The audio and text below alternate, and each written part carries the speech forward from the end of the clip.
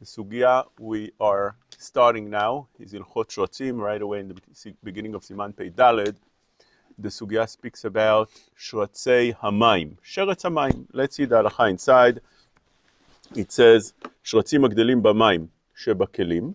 If you have bugs, any type of bugs, that grow in the water, so it depends.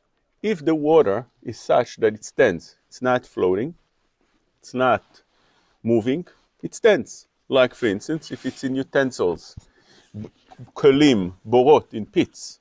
So in a pit, it's standing. It's water that is standing there. How is it standing? There was a puddle of water from the rain, and it stands there for weeks, months.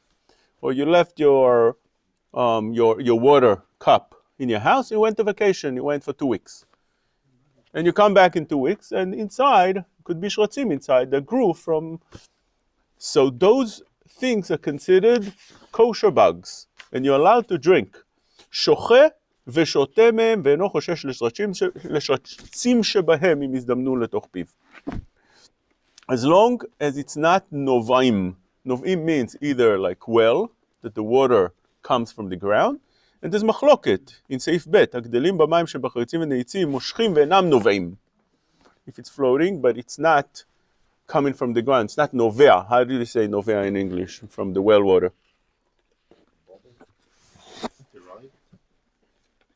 Okay, I feel good that my English is not worse than others. Yesh osrim veyesh matirim. Machloket the Rosh and the Rambam, if you can permit it or not. In other words, it's floating, it's moving, and it's not novea. If it's novea, for instance, well water, rivers usually, the ocean, it's both, it's moving and it's. So then for sure, those bugs will not be permitted. For such places, you need to have fish with the simanim of fish. Snapir v'kaskeset. Otherwise, it's not permitted. But whatever stands, that's a diuk that the Gemara makes from the Torah. Whatever stands would be permitted. Now, this comes very, very lemaise when we're talking about bugs in New York. When you open your faucet and the water comes in your cup, if it's not filtered, so there's a certain chance, a certain percentage of chance that you have inside bugs. The bugs are called copepods. Small little bugs.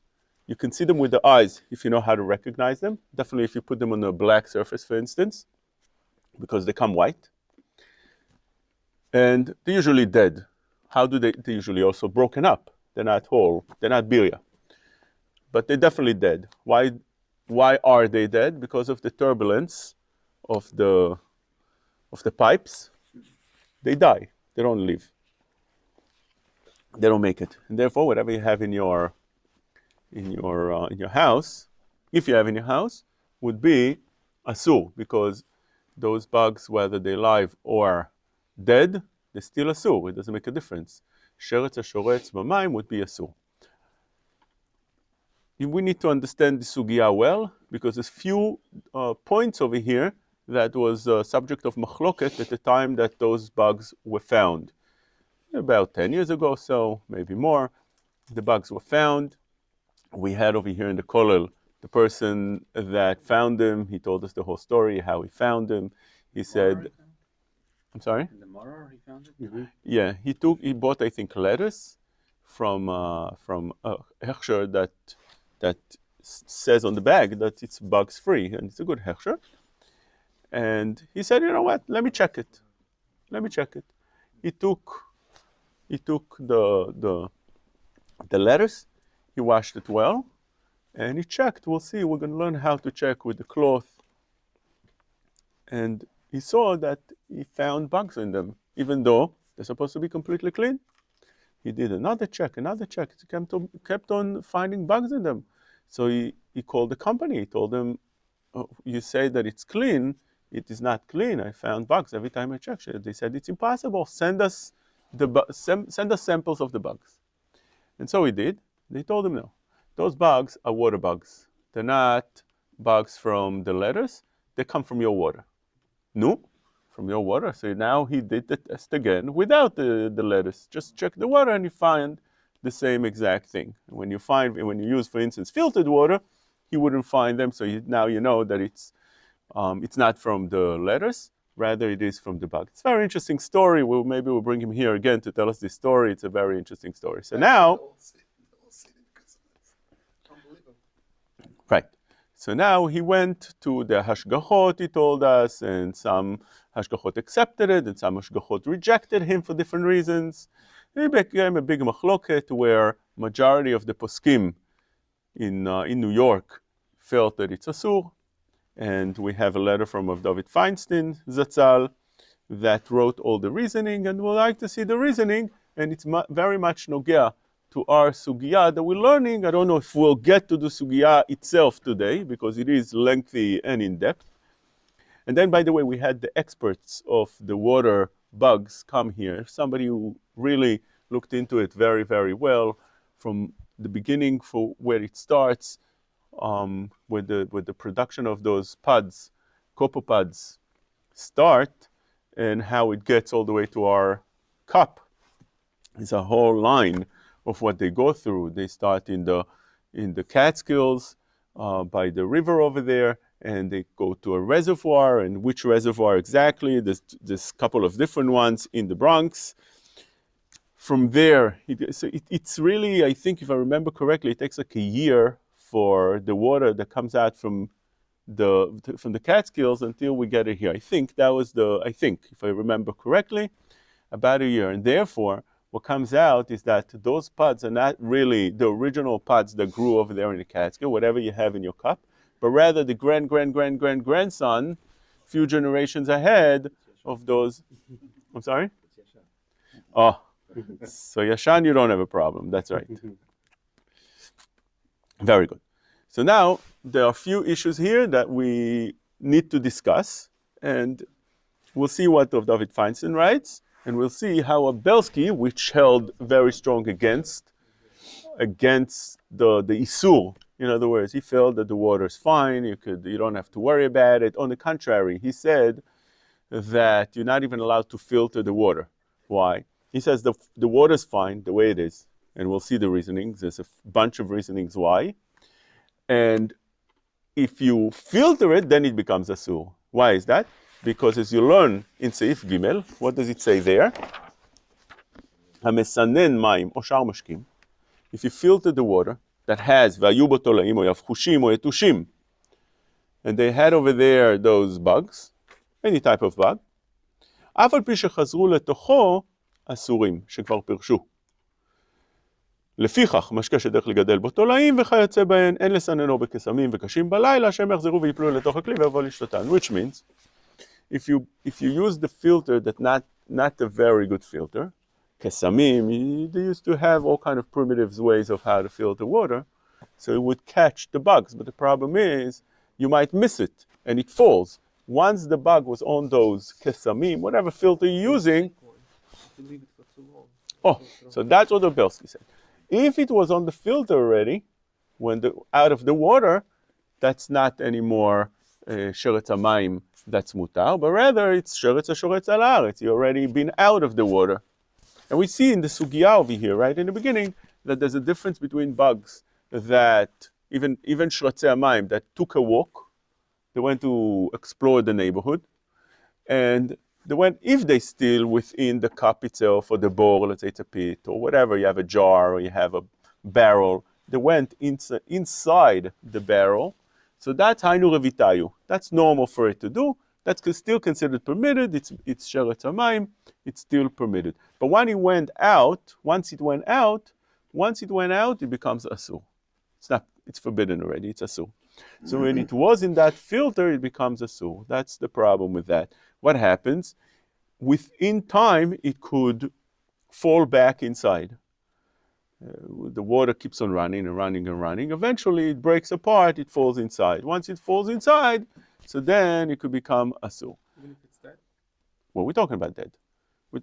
There's no difference between dead or alive when we're talking about bugs. They're both forbidden the same way. But there's no shritzago, right? There's no? It's not shoretz al haaretz when it's dead, no? Yeah. Oh, good point.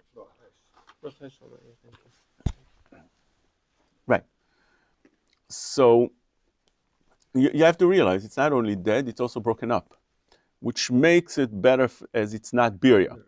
Birya means a whole creature, and once you have a whole creature, it's not batel afilu be'elef, which means if it gets mixed in something and you don't see it, usually something will be permitted. But if it's a birya, it's a whole bug, a whole creature, it's not broken up, it would be asur. Afilu be'elef, it's not batel, never. Zerat chachamim. Over here, it is pieces normally. Normally, it's not a whole bug. So therefore, when it falls inside your water, afterwards, you can claim that maybe it's batel. The problem is it visible? If it's visible, you could see it. You know how to find it. You could find it. Once you detect it, oh, here it is. Even if you don't know what it is, it doesn't make it mutar. It's still asur as long as you can see something there. Afterwards, you mevarer, you find out and you see that it is a bug. Such a thing would not be permitted. It's a rule across the board. Well, in ilchot isurim, in ilchot ta'aruvot, if you have something that got mixed up and you can't find it, so it depends. If you can't find it because it mixed up so well that it's already dissolved, or it's such a big thing that you can't find it, so normally it should be mutar. There's a long taz that speaks about it in ta'aruvot, whether you can permit such a thing. It's not simple at all. There's machlokot about it. Yes. The taz is machmir. Right. So now when you have those bugs, if you know how to find it, and each and every person could find it once you learn how to find it. It's not rocket science. You learn how to find it. You have to learn how to find it, just like you have to learn how to find any other bug. In other words, if you permit this, you can permit many other things, because just like you can find this bug in the water by looking at it, you can't see anything. It looks clean because you don't know how to detect it. Same thing you can eat with a strawberry. You eat a strawberry that has in it also all kind of mites and thrips, because you don't see the bugs in them, so it should be permitted. But rather, we're saying no, because once you'll see the mite, I'll take it out for you. I'll put it for you on the outside the strawberry on a piece of paper. You'll see it. If it's white, I'll put it for you on a black surface. You'll see it right away. There's no question, right? And we said in the previous shiur that if it's so small that you could see it moving, if it would be alive, see it moving, so that's good enough that it should be asur. Sheretz, Rashi says, sheratz. How do you know what it is? If you see it moving, that's all. It's so small, Rashi says, that you can't detect it unless it is moving. Same thing that the Rashba in Tshuvat Rashba says.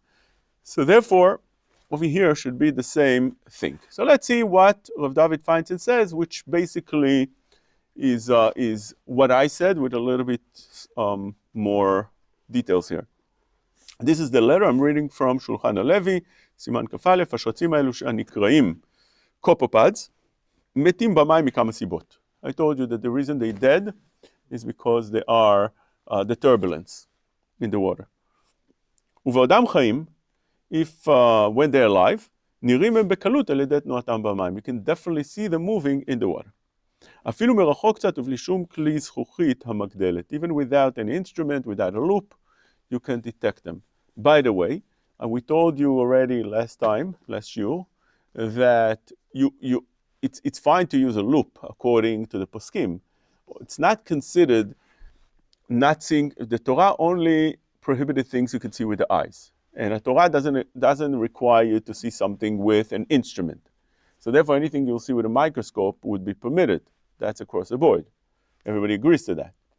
What about a loop, a magnifying glass? So the poskim say that a magnifying glass up to 10, it's still considered an eyesight, because you could really see things things that you grow by 10, you enlarge by 10 times, you could really see it with your eyes if you look carefully.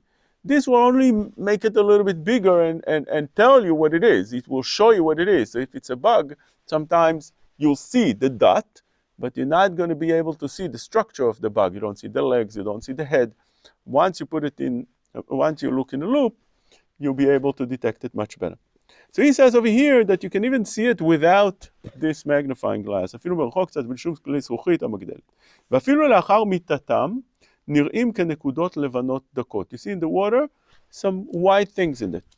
לכן אף על גב שאינם נראים במיתתם כשרצים, אלא כנקודות לבנות בעלמא, מכל מקומן הידענה שהם מין שרצים הנראים לעין, כשהם בעודם חיים ולעולם נשארים בייסורם. Once it became אסור, it stays אסור forever. Bet. So that's the first yesod that it teaches me about, which is דבר, לכאורה דבר פשוט. We'll see that Obersky argues on every point. But of David Feinstein and the majority of the poskim that's oser, לכאורה they're saying דברים פשוטים. In other words, Obersky had a koach החידוש. So he came up with different ideas of how to be matir. But דברים פשוטים is to say, look, it was a bug. If you take it out, you'll be able to detect it, you'll see what it is. So it is, it's still the same way. ב' שרצים אלו אפילו במיתתם נראים בכוס של מים. ואף על גב דהרבה אנשים לא מרגישים בהם מחמת קוטנם, מכל מקום אחר קצת רגילות בזה יכולים רוב בני אדם להכירם. ואם כן הווה כניכר האיסור. We said already before that something that's ניכר האיסור, you could find it. You could search for it and find it. Or you could use different techniques and find it. The Rama speaks about fat that's asur in the water, and it got mixed in. He said it's still an obligation to remove it, because if you freeze it, you not freeze it. Put it in a fridge, it becomes cold, so it becomes those fat pieces will come congealed on top. And you could remove it. So whatever you could do in order to remove, in other words, you are obligated to take the extra step to try to remove those isurim that might potentially be there. So that's what he says here. He says, שרצים אלו אפילו במיתתם נראים בכוס של מים. You could find them if you know how to look for them and you know how to detect them. ואף אגב שהרבה אנשים לא מרגישים בהם מחמת קוטנם. Many people aren't expert enough to find them. מכל מקום אחר רגילות קצת בזה יכולים רוב בני אדם להכירם. If you learn how to find it, you'll be able to detect it. You'll be able to recognize it. You'll be able to know how to find. That's almost by every bug. We told you that last time. Almost by every bug, all you need to do is a little bit training. It depends how much you want to be trained. For very hard things, much training. But regular training would be good enough for checking and doing the right things. ואם כן הווה כניכר האיסור, וצריך לסנן כמו דאית בתז ואחרונים, דאינו בטל מהתורה. אינו בטל מהתורה. ואפילו אם אינם ניכרים בכוס של מים, מכל מקום כיוון שאפשר לסננם ולהפריד האיסור, אינו בטל אפילו באלף. So here's the second יסוד, זה לכאורה דברים פשוטים. Again, there's nothing here that's anybody that learned תערובות understands very well that this should be the din. ג' מה שאומרים שיש להתיר שרצים אלו מפני שמתהווים בבור. Maybe you should be מתיר because of what we're learning over here, סימן פ"ד, beginning of הלכות שרצים. That it grew in a pit. What's the pit? It's a reservoir. Right? It grows in, it stands in a reservoir. Reservoir is like a pit. It's not moving water. The only way it's moving is because they move them to the sinks. But that's not moving naturally. So he says, לכאורה אינו נכון בנידון שלנו. The reservoir בניו יורק אין דינו כבור, כיוון שמים באים לשם ממעיינות ונחלים, ממילא חשוב כנובעים. So over here, it's something that's a חידוש. In other words, this is something that you don't see over here in this halacha, very simple when you learn this Shulchan Aruch over here. He says a chidush over here. What's the chidush? He says, well, understand the Catskills rivers are not considered borot. They're considered ne'arot. Understand a regular reservoir, if you close it up, it's considered borot. But he says over here, and that's a place that you could argue, and that's what Obelsky does, is that there is a reservoir, but since the water are floating from the river, that's not considered, that's part of the river. It's considered part of the river. So, for that you need somebody who knows Kol HaTorah, like David Feinstein. You need somebody like Obelsky that knows Kol HaTorah to argue. It's something that's a chidush to say it this way or the other way. ד', כיוון שנמצאים שרצים אלו בהרבה שכונות בניו יורק ומצויים הרבה שם, since it's common, על כל פנים מוות כדין מיעוט המצוי בכל העיר וצריך לסנן המים. It's considered... What year is this census? So you're saying that time of change. It could be. As long as... This probably was written about 7-8 years ago, probably. If I remember correctly, about that time, this letter. More or less, let's say. לכן, אף אגב שלא שווה המציאות בכל מקום ובכל זמן, מכל מקום יש שירות בכל המים, לכן בכל השכונות שנמצאים בהם שרצים אלו, חובה לסנן המים, which means like this. Over here we need to give an introduction. And that's a very important introduction. I don't know how much we'll be able to learn this sugya in depth today. Maybe we'll leave it for next time. But this introduction is very, very important for us to, this is the basic.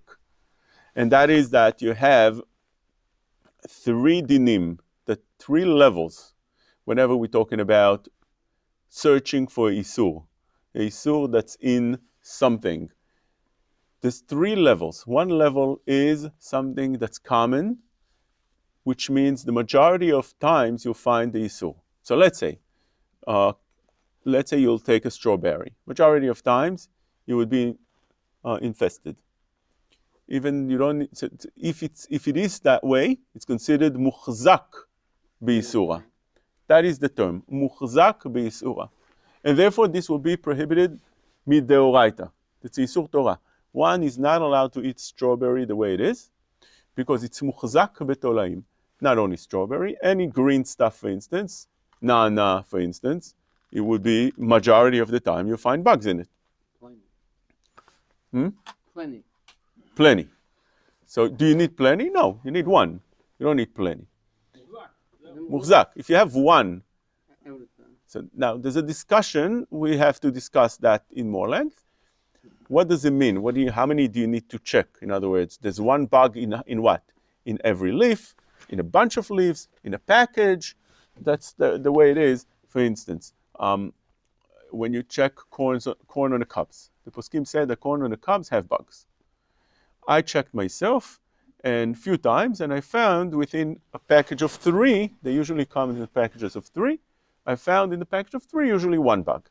So what does it mean? It means that it's muchzak betolaim because there's 1 bug in a package, or maybe it's miut matzui, it's minority because it's 1 out of 3. How do you view such a thing? Would be make dafka minot la'alacha. Regardless, you're not allowed to eat it, but there are some leniencies on miut matzui that you don't have on something that's muchzak. But first, let's put the terms. Something that's muchzak means majority of times, and if it's half and half, let's say you have 50%, let's say you can heat it exactly on 50%, it's still asur midoraita because it's affect doraita lechumah. So it would be also considered in the same category. Then you have something that's considered miut matzui, and you have something that it's less than miut matzui. It's miut she'eno matzui. What's the category of miut matzui and miut she'eno matzui? Over here we found a big machloket in the poskim. How much is miut matzui? The Rivash says that it's close to half. What does it mean close to half? Does it mean 49%? That means 49% that you'll find a bug in the thing. It's considered miut matzui with all the leniencies of miut matzui. Is that what it means? Some say yes. Some say yes. Some say that it means not that much, but it's a nice amount, but not that much. A very famous Mishkanot Yaakov that says that it's 10%. He calculates that from a Mishnah in Baba Batra. He makes a whole calculation. We'll see that when we get to the Sugya more in depth. But that's what he gives 10%. And the poskim seem to hold like that Mishkanot Yaakov la'alacha. Rav Shlomo Zalman says that tov linog ka Mishkanot Yaakov. So I always thought that Rav Shlomo Zalman posek like the Mishkanot Yaakov. That's what it is. So I saw in the Sefer of Rav Revach, Tolat Shani, that he writes, no, Rav Shlomo Zalman holds like the Rivash. Chamovatia also does, that it's close to majority, close to half. What's the proof? Because he says, Tov linog Mishkanot Yaakov. It's not Meikar Adin, it's a Chumrah. It's the correct thing to do. Tavo alav bracha. But you're not obligated. So therefore, according to that understanding, it would be a very big leniency. And Cham Ovadia and Rav Yitzchak Yosef also brings those leniencies in his Farim. He's using that, and we'll see how it implies in many different places. But you have over here the Shiur of 10%, which the poskim seem to like hold on more to it. But then you have a lot of poskim that hold it's either 5%, 3%, 2%, 1%. There's different Sfarim that say different things about what Rav Elyashiv Zatzal held. Some say 5%, some say 3%, some say 1%, which means miut hamatzui would be 3%, let's say, 3%, and less than that would be miut she'eno matzui. How is that calculated? So 3%. Oh, so let's say you're searching for shatnez. You have a suit, and you ask the shatnez laboratory. I have a suit. The name over here is Baldacchino from Italy. Okay, Baldacchino from Italy. From your experience, how many times you find shatnez in it? About 2%. 2%. So therefore, 2, if we say that miut hamatzui is 3%, so you don't have to check it. You patur from checking, because it's miut she'eno matzui. Rav Elyashiv said that it's a chumrah, it's tavo alav habracha. By the way, we're talking about shatnez. It's so nice. In one of the sfarim that I have in my house, shatnez k'halacha, something like that, he brings from Rav Shimshon Pinkus. He says that if you're not obligated to check shatnez, you shouldn't check shatnez. Why? Because he says, lemaisa, what happens is people line up by the shatnez laboratory. Some people that are obligated to check, they see the line, they say, Allah, let's go home, forget about it. It's too complicated to check shatnez. It's good, all good. So you have to always in other words, when we're dealing with rumor than doubt. Yeah, in other words, when we're talking about, when you sit and stand in a restaurant trying to buy sushi, you worry about your stomach. So that understood. So if your guy behind you wouldn't have sushi, you rather have your sushi in your stomach than he has in his stomach. No, I can understand this set of mind, but this mindset. But when you're standing in line for shatnez, whether you wear shatnez or the guy behind you wears shatnez, the way the Biur Halacha brings down beautifully, we'll see. It's still hurting HaKadosh Baruch Hu. Our mindset should be not to hurt HaKadosh Baruch Hu's feelings. So what's the difference? Who's wearing the shatnez? If a person has such a mindset, so if you're not obligated and the guy behind you is, for instance, if you have, for instance, on Hanukkah, holiday of Hanukkah is coming up in another. So you have Baruch Hashem, you machmir, you took yourself nach machmir, you are me'adrin min ha'me'adrin. You get yourself all the candles, and you put yourself candles, and you line it up, and then what happens? The guy next to you, next door, he says, listen, I don't have any candles. So should you give him the ner hidur? Should you give him the ner hidur? What's the din?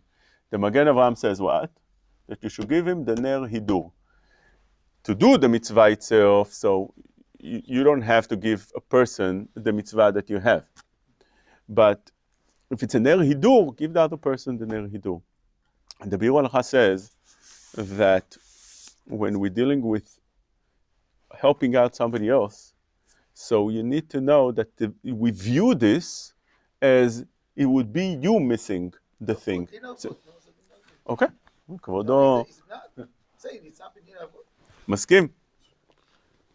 אני צריך להגיע רחוק לביאור הלכה, הוא יין הרע. מסכים. כבודו צודק, כן. אבל אני מסביר לך איך זה עובד.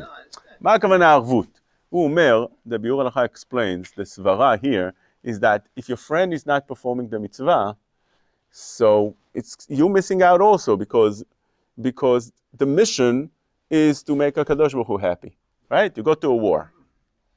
And so the mission is to conquer the enemy.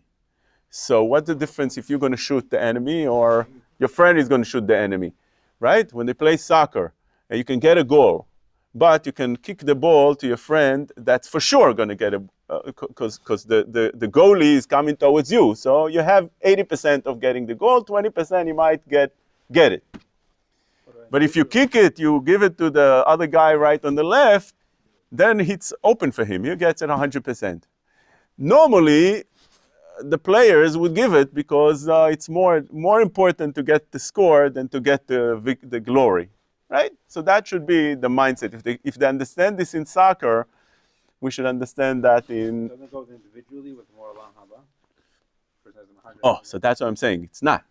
Because a person that worries about his Olam Haba on the expense of HaKadosh Baruch Hu's, I mean, whatever you want to call it, but I'm saying in order to make, you have a chance to make a Kadosh Baruch Hu happy. What would make the Kadosh Baruch Hu more happy? That you help out your friend, or that you worry about your Olam Haba and make sure that you are a kosher Jew, and that Adam HaMushlam, Beirat Shamayim. So that's the idea. So he says that you stand in line, Chazak u'Baruch. If there's nobody behind you, Gazun Teheit. If it's a small line, go and check Shatnez, even if it's 100% Shatnez free. Go check if you have a suit made out of cotton 100%. Do whatever you want. But if you know, and he says that's the Metziut, you go to the Shatnez laboratory and you're going to have over there a line, and some people are not going to want to. It's just better. That's what it is. So you have over here what we call Miut HaMatzui. Miut HaMatzui, let's say it's 3%. There's a 2% that the Shatnez in the suit, so you don't have to check. If it's, but tavo alav habracha, if you check, if it's, again, if you're talking about bugs, that's how Rav Eliashiv says, it's a good thing, but you're not obligated.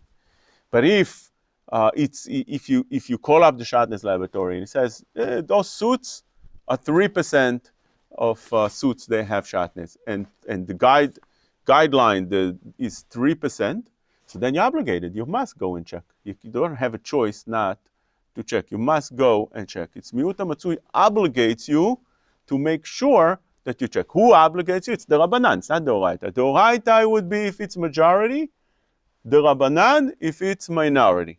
And if it's less than that, we said it's permitted.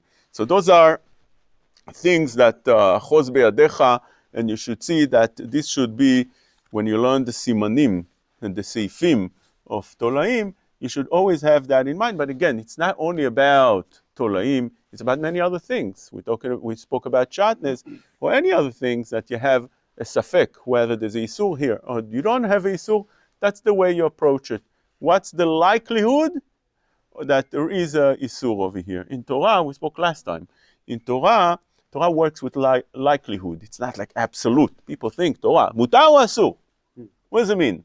You tell them, no, there's 2%. No, 2%. Mutar or asur? No, there's no gray area. So the guidelines are based on chazaka, rov, right? Chazaka, the poskim lamdanim, the mefarshim lamdanim explains that chazaka is a hanhaga, and rov is birur, which means you have 51% that something happened. It's birur, it's 100%. We view it as 100%. What does that mean? You have 49%. Where does it disappear? But in halakha, it's birur. That's the way you do. And chazaka also is a very powerful thing. Gorgim ala chazaka. Soklim ala chazaka.